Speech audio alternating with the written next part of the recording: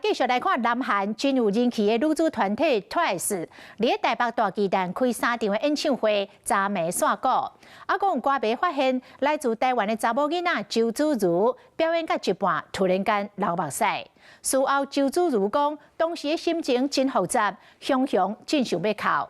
這個演唱會尾聲，周子瑜看到應援的影片了後，是再度目屎泗淋垂，講感謝歌迷幫伊實現夢想。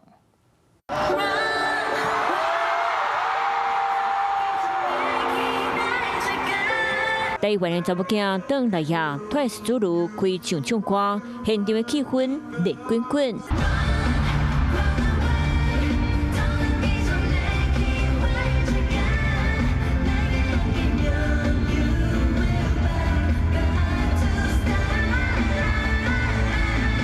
台灣人支持台灣人，歌迷熱情迎接台灣過年啊！花月的時間總是過得很快，希望最後一天我們也盡情的享受，開心的玩，好不好？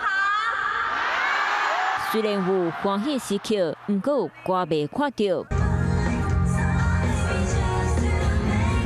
唱到門來吹時，主路擋袂住哭出來。在個舞台，哪打卡步，哪用手往面，因為唱歌流目屎。不過伊同款真專業，目屎切切的繼續唱歌跳舞。愈感動的，閣有這一支影片，回頭看出隊時，想到家己的故鄉，目屎閣一擺連落來。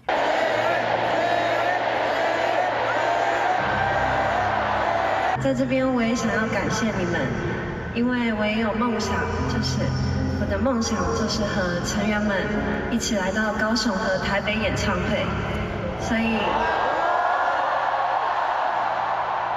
謝謝你們，讓我實現了這個願望。那希望未來我們也一起朝着自己的夢想前進下去，好嗎？當年因為國家敏感的議題，才16歲起受到委屈。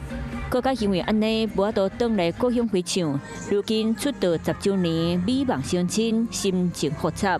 嘛，互離鄉背景的查某囡仔，總算感受到台灣人的溫暖。Hello， 我是雷亞，想要搶先掌握最及時的新聞資訊嗎？趕快訂閱、按讚、開啟小鈴鐺，鎖定華視新聞 YouTube 頻道。